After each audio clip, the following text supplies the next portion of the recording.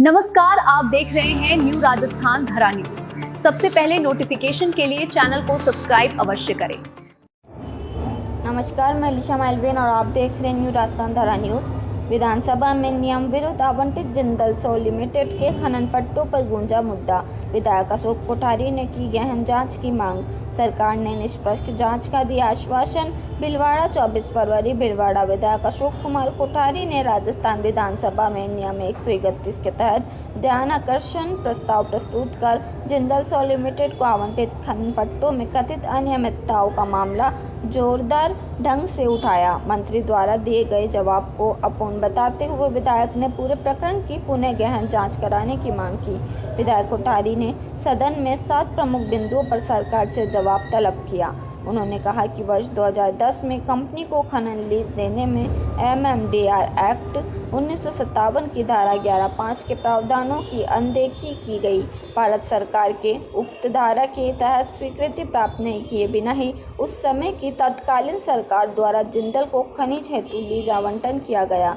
विधायक कोठारी ने वर्ष 2010 में हुई आवंटन प्रक्रिया पर सवाल खड़े किए। उन्होंने खनन आवंटन की शर्तों का उल्लेख करते हुए कहा कि कंपनी को 4 वर्ष में स्टील प्लांट स्थापित करना था तथा 10 करोड़ रुपए की किन्नेस मनी जमा कराई गई थी। 4 वर्ष में प्लांट स्थापित नहीं होने की दशा में किन्नेस मनी जब्त करने का प्रावधान था, पर शर्तों के उल्लंघन के बावजूद उक्त एफडी को लौटा दिया गया। आरोप लगाया गया कि स्टील प्लांट स्थापित किए बिना खनिज का दोहन कर राज्य के बाहर भेजा जा रहा है, जिससे राजस्व का नुकसान हो रहा है। विधायक ने पर्यावरणीय शर्तों के उल्लंघन का मुद्दा भी उठाया। उन्होंने कहा कि जिला प्रशासन द्वारा जारी दिशा निर्देशों और न्यायालयीन आदेशों की अवहेलना कर नदी नालों, तालाबों की कैचमेंट एरिया तथा ग्रामीण रास्तों को क्षतिग्रस्त किया गया।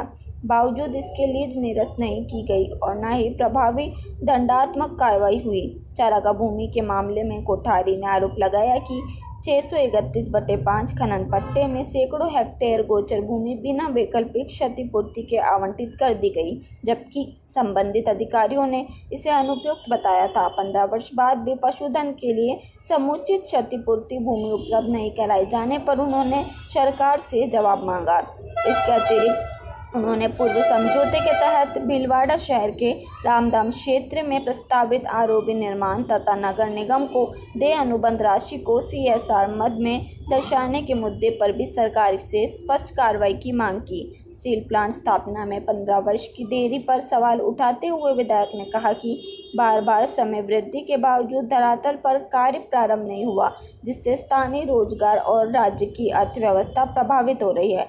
अंत में लापिया पॉइंट पर अवैध ब्लास्टिंग के आरोप का उल्लेख करते हुए उन्होंने DGMS के भौतिक सत्यापन कराने और पूर्व में प्रभावित मकानों की जांच कराने की मांग की। उन्होंने कहा कि अवैध विस्फोटन से ग्रामीणों के घरों में दरारें आई है तथा लोग लंबे समय से आंदोलनरत है। विधायक कोठारी ने कहा कि उद्योग क्षेत्र के विकास के लिए आवश्यक है, लेकिन किसी भी कंपनी को नियमों और अनुबंध की शर्तों से ऊपर नहीं रखा जा सकता। उन्होंने सरकार से आग्रह किया कि जिंदल सौ लिमिटेड द्वारा किए जा रहे कथित उल्लंघनों की निष्पक्ष जांच कराई जाए और शर्तों का 100% पालन सुनिश्चित किया जाए। विधानसभा के पटल पर रखे गए मुद्दे बिंदुवार आवंटित खनन पट्टों की स्वीकृति में नियमों की अनदेखी।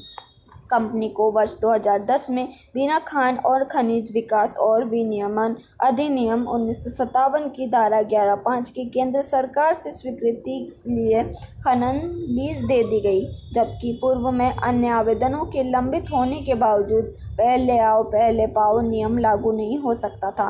शर्तों का उल्लंघन 30 वर्ष की लीज देते समय 4 वर्ष में स्टील प्लांट स्थापित करने, 10 करोड़ रुपए की किन्नेस मनी जमा कराने तथा प्लांट स्थापित होने तक खनिज बेचान पर रोक की शर्तें रखी गई थी।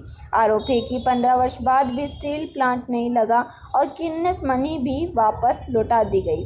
खनिज का बाहरी निर्गमन प्लांट स्थापित किए बिना बड़ी मात्रा में लो अयस्क राज्य से बाहर भेजे जाने पर सवाल उठ गए, जिससे राज्य राजस्व व DMFT फंड को नुकसान पहुंचाया गया।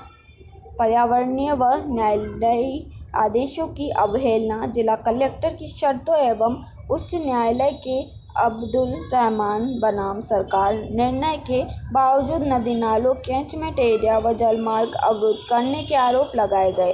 प्रकरण एनजीटी में भी विचाराधीन परंतु लीज निरस्त नहीं की गई। चारागाह भूमि का मुद्दा खनन पट्टा 631/5 में सैकड़ों हेक्टेयर गोचर भूमि बिना समुचित क्षतिपूर्ति के आवंटित करने का आरोप लगाया गया। पशुधन की कमी के बावजूद 15 वर्षों में वैकल्पिक चारागाह उपलब्ध नहीं कराया गया।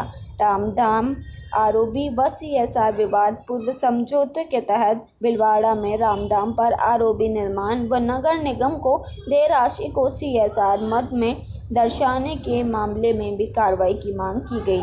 अवैध ब्लास्टिंग के आरोप, लापिया पॉइंट व जालिया क्षेत्र में मानकों से अधिक विस्फोटक उपयोग, मकानों में दरारें व जनहानि की शिकायतों का उल्लेख करते हुए डीजीएमएस के भौतिक सत्यापन की मांग की। एनजीटी द्वारा 4 करोड़ रुपये क्षतिपूर्ति आदेश का भी हवाला दिया गया। Bureau report, Narayan Lal Kharol.